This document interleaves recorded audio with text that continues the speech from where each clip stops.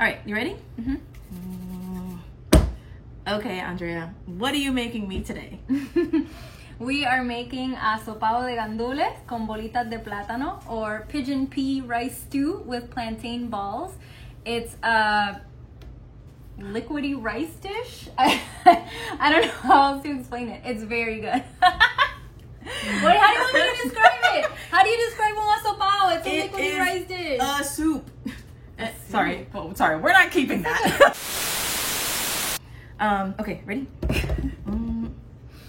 So, Andrea, what are you making for me today? I am making asopado de gandules con bolitas de plátano, which is a pigeon pea rice stew with plantain balls. It is very much a comfort dish. I made it for my mom the first time when she had chikungunya, which if you're Puerto Rican and you lived through that, I'm so sorry for you. I had it for 10 days. It was awful. You had it for a while. I had it for a long time. Tropical diseases. Yeah, it's like an influenza carried by mosquitoes. There's tons of mosquitoes on an island. You don't want to get that. But this dish made my mom feel so much better. So that's what we're making today. Okay, and so generally, what makes this not vegan, and how are you going to make it veganísimo? Well, people usually put meat in it, and they also throw some ham bones in it. They use chicken broth. It's actually a very easy dish to veganize. You literally just leave out the meat and you use vegetable broth, and I think it tastes even better without, the dead carcasses on it. That's redundant. Dead carcass. Well, I'm ready to start cooking. Great, let's get started.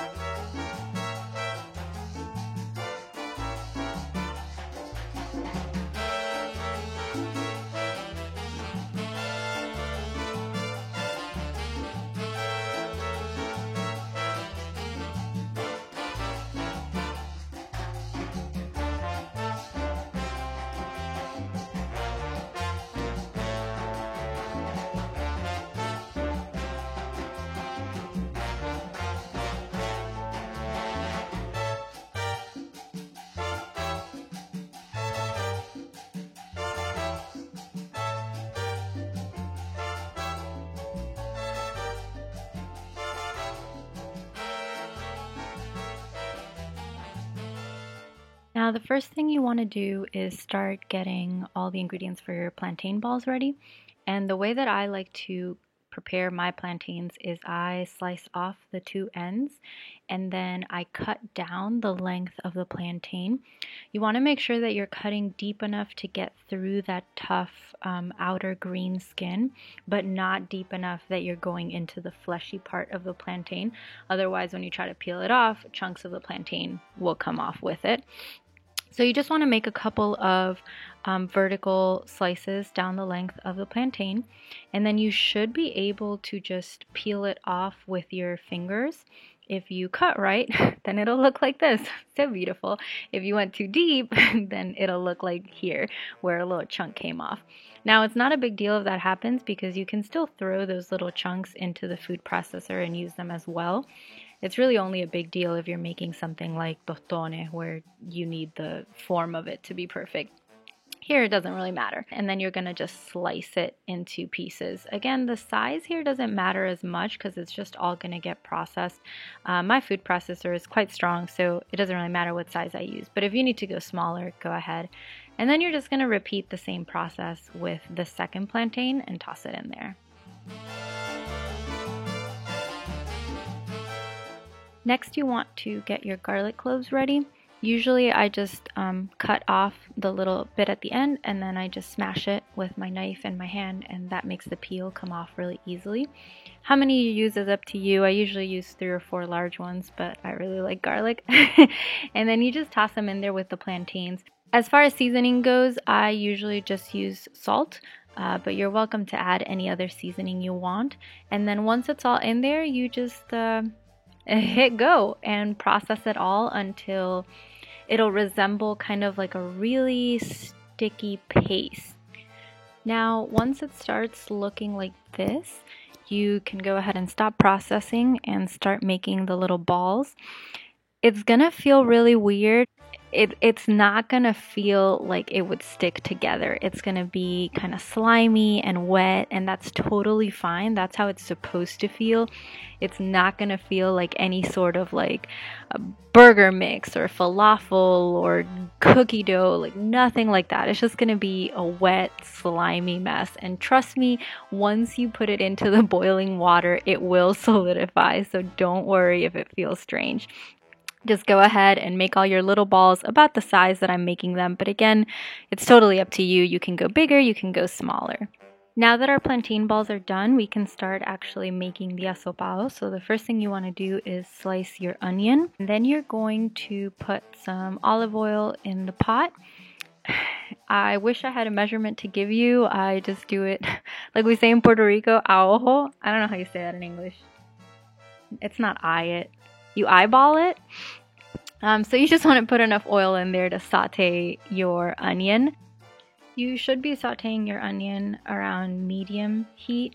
My stove runs crazy hot. I don't know what's wrong with it, so I usually go even lower than that, but medium heat should be fine. This is the point where you also want to add your sofrito. I'm actually going to do a video on how to make homemade sofrito further on, maybe even in my next video, but for now it's totally fine to use store-bought too.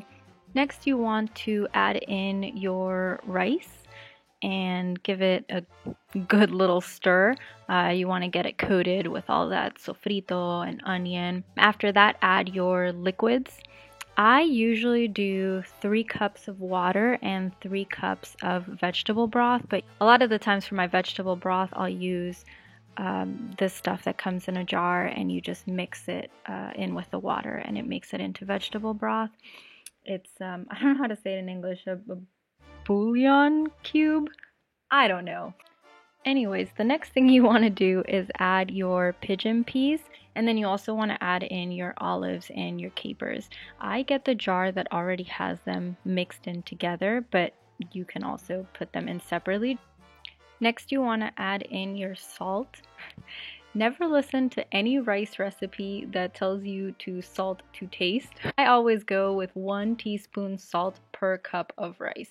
That is just my personal rule. That's how my family has always made it, and my rice always comes out delicious. So that's what I'm doing here now. Next comes the achiote. This is going to give the rice that pretty orangey color it's going to end up with. I actually have no idea how to say this in English and how to spell it, but I want to say it's like annatto.